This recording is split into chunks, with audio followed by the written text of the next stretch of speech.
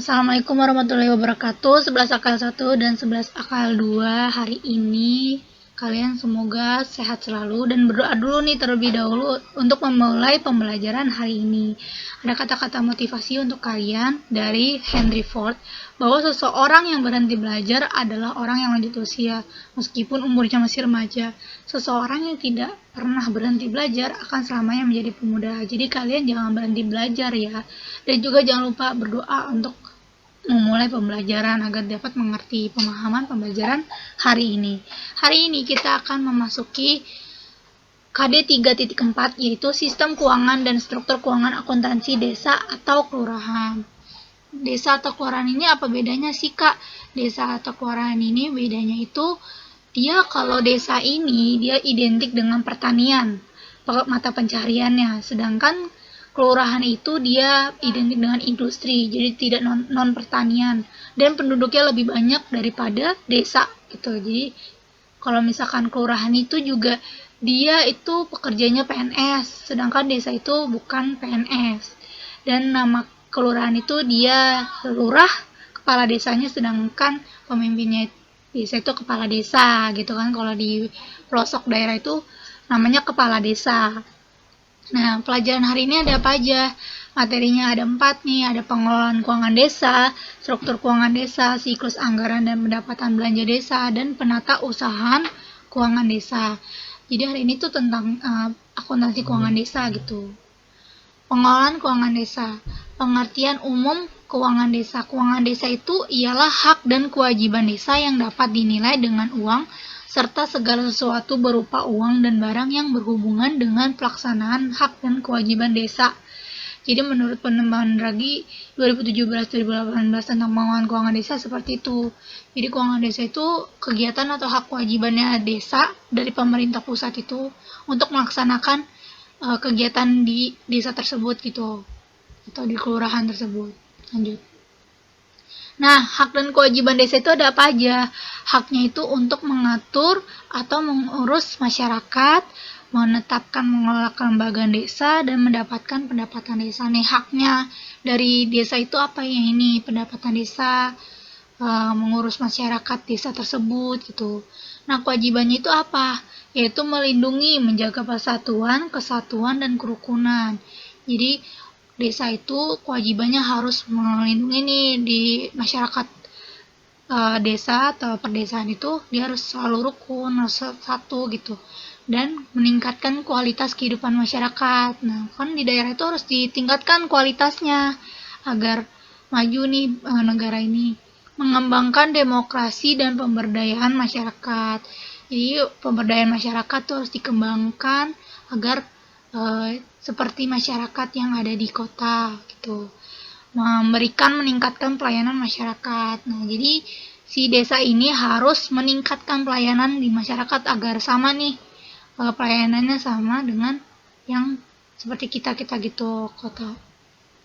Lanjut, struktur organisasi pengelolaan keuangan desa ada apa aja? Ada kepala desa, ada sekretariat desa, ada kepala seksi. Jadi kepala desa ini dia di bawahannya sekretariat desa, kepala seksi, pelaksana kegiatan bidang pemerintahan desa, pelaksana kegiatan bidang pembangunan desa, pelaksana kegiatan bidang masyarakat desa. Nah, ada juga bendara desanya itu ada urusan keuangan, ada urusan umum sama urusan program. Jadi kepala desa ini dia pemegang kekuasaan untuk pengelola teknis pengelolaan keuangan desa. Dia yang jadi kepala desa ini yang berwenang untuk pengelolaan keuangan desa. Kan kalau kemarin itu namanya PPKD atau SKPD, kalau di desa itu namanya PTPKD, pelaksanaan teknis pengelolaan keuangan desa. Lanjut. Jadi ada pengelolaan keuangan desa, ada siapa aja? Ada kepala desa. Kepala desa itu pemegang kekuasaan pengelolaan keuangan desa yang tadi Ibu bilang, dan mewakili pemerintah desa dalam kepemilikan kekayaan milik desa. PTPKD terdiri dari sekretaris desa, kepala seksi, dan bendahara desa. Nah, kepala desa ini nih yang memegang kekuasaan untuk pengelolaan keuangan desa yang berwenang lah gitu. Nah, jadi kewenangan kepala desa ini ada apa aja? Yaitu pertama, menetapkan kebijakan tentang pelaksanaan APB desa atau anggaran pendapatan belanja desa kan. Kalau ada APBN, ada APBD, nah kalau desa itu ada juga namanya APB desa. Yang kedua itu ada menetapkan pelaksanaan teknis pengelolaan keuangan desa atau PTPKD. Jadi menetapkan nih PTPKD yang benar, PTPKD pelaksanaan yang benar itu seperti apa. Nah ini kepala desa kewenangannya. Menetapkan petugas yang melakukan pemungutan atau penerimaan desa. Nah yang memutuskan itu kepala desa. Menyetujui pengeluaran atas kegiatan yang ditetapkan dalam APB desa. Seperti DPRD lah gitu kalau di APBN. Kalau kepala desa ini APB desa, dia yang mengeluarkan atau yang menyetujui pengeluaran kegiatan yang ditetapkan APB desa. Yang selanjutnya itu ada melakukan tindakan yang mengakibatkan pengeluaran atas beban APB desa. Jadi yang melakukan tindakan itu si kepala desa. Nah, selanjutnya itu ada sekretaris desa. Apa sih itu? Yaitu selaku koordinator PKD membantu kepala desa dalam melaksanakan pengelolaan keuangan desa. Jadi yang membantu kepala desa itu si sekretaris desa. Lanjut, tugasnya apa? Yaitu pertama menyusun dan melaksanakan kebijakan pengelolaan APB desa. Yaitu dia menyusun nih kebijakan agar pengelolaan APB desa itu yang benar, yang mana, yang baik dan benar seperti apa. Yang kedua itu menyusun rancangan peraturan desa mengenai APB desa, perubahan APB desa, dan pertanggungjawaban pelaksanaan APB desa. Yang selanjutnya itu ada melakukan pengendalian terhadap pelaksanaan kegiatan yang telah ditetapkan dalam APB desa. Jadi yang melakukan pengendaliannya nih terhadap pelaksanaan kegiatannya si APB desa, kegiatannya desa tersebut. Yang selanjutnya itu ada menyusun pelaporan dan pertanggungjawaban pelaksanaan APB desa. Jadi yang menyusun nih pelaporan sama pertanggungjawabannya. Lanjut ada melakukan verifikasi terhadap rencana anggaran belanja, bukti-bukti penerimaan, dan pengeluaran APB desa. Dia yang melakukan verifikasi si sekretaris daerah tersebut atau desa. Nah, yang selanjutnya ada pengertian kepala seksi maksudnya. Yaitu salah satu unsur dari PTPKD yang bertindak sebagai pelaksanaan kegiatan sesuai dengan bidangnya sesuai pasal 64 PP nomor 43 tahun 2014 dinyatakan bahwa desa paling banyak terdiri dari 3 seksi yang tadi Ibu sebutkan. Yang pertama tuh ada pengelolaannya. Nah, ini tugas dari kepala saksi. Kepala saksi itu ada menyusun RAB, kegiatan yang menjadi tanggung jawabnya, melaporkan perkembangan pelaksanaan kegiatan kepala desa, melaksanakan kegiatan dan atau bersama lembaga kemasyarakatan desa yang telah ditetapkan di dalam APB desa, dan melakukan tindakan pengeluaran yang menyebabkan atas beban anggaran dan belanja kegiatan, dan juga mengajukan SPP dan melengkapi dengan bukti-bukti pendukung atas beban pengeluaran pelaksanaan kegiatan, dan juga mengendalikan pelaksanaan dengan melakukan pencatatan dalam buku pembantu kas kegiatan. Jadi si seksi-seksi ini dia melakukan tugasnya seperti ini yang Ibu sebutkan. Selanjutnya itu ada bendahara desa, yaitu salah satu unsur dari PTPKD yang dijabat oleh kebendaharaan desa, mengelola kepala staf atau urusan keuangan yang memiliki tugas untuk membantu sekretaris desa. Bendahara desa mengelola keuangan desa meliputi penerimaan pendapatan desa dan pengeluaran pembiayaan dalam rangka pelaksanaan APB desa. Nah, bendahara ini tugasnya menerima, menyimpan, menyetor atau membayar kegiatan atau APB desa. Yang kedua memungut dan menyetorkan PPh dan pajak lainnya, kan yang kita tahu juga desa itu juga memiliki pajak ya. Dia memungut pajak dan menyetorkan pajak tersebut ke pemerintah pusat atau pemerintah daerah. Nah, melakukan pencatatan setiap penerimaan dan pengeluaran serta melakukan tutup buku setiap akhir bulan secara tertib. Kalau di desa ini dia setiap bulan nih melakukan tutup buku. Nah, yang selanjutnya itu mempertanggungjawabkan uang melalui laporan pertanggungjawaban. Jadi dia bertanggung jawab nih laporan keuangannya. Pengguna informasi akuntansi desa itu siapa aja? Yang pihak internal itu ada kepala desa, ada sekretaris desa, bendahara, dan kepala seksi. Sedangkan yang kedua itu ada Badan Pemusyarakatan Desa atau BPD, yaitu yang mempunyai tugas untuk melakukan pengawasan terhadap pelaksanaan APB desa. Jadi si desa ini juga ada badan pengawasnya, yaitu BPD. BPD ini yaitu ada pemerintah sama pihak lainnya, yaitu meliputi pemerintah pusat, pemerintah provinsi, dan pemerintah kabupaten kota. Dan anggaran desa berasal dari APBN dan APBD melalui transfer bagi hasil dan bantuan keuangan. Nah, jadi dibantu nih sama negara untuk desa tersebut. Pihak lain itu ada meliputi lembaga swadaya, desa, RT, RW, dan sebagainya. Ini BPD ya. Selanjutnya itu ada struktur keuangan desa. Jadi struktur keuangan desa itu ada pendapatan desa. Pendapatan desa ini adalah semua penerimaan desa dalam 1 tahun anggaran yang menjadi hak desa dan tidak perlu dikembalikan oleh desa. Jadi pendapatan desa ini penerimaan lah, pendapatan seperti pajak atau ada anggaran biaya lain dari desa tersebut untuk kegiatan dan tidak perlu dikembalikan nih oleh desa. Itu menurut Permendagri 2018 tentang pengelolaan keuangan desa. Nah, pendapatan desa ini ada dibagi menjadi 4. Yang pertama itu ada pendapatan desa, pendapatan hasil desa, pendapatan transfer desa, sama lain-lain pendapatan desa yang sah. Nah, pendapatan desa ini apa? Yaitu semua penerimaan desa dalam 1 tahun anggaran yang menjadi hak desa dan tidak perlu dikembalikan oleh desa. Jadi pendapatan desa ini dalam 1 tahun anggaran menjadi hak desa nih. Selanjutnya itu ada pendapatan asli desa atau padesa, yaitu pungutan atau pendapatan yang dimasukkan ke rekening desa yang merupakan pendapatan dari hasil daerah desa. Pendapatan transfer desa itu ada bantuan keuangan bersifat khusus dikelola dalam APB desa tetapi tidak diterapkan dalam ketentuan penggunaan, paling sedikit 70% dan paling banyak 30% nih pendapatan transfer desa atau pendapatan dari pemerintah pusat.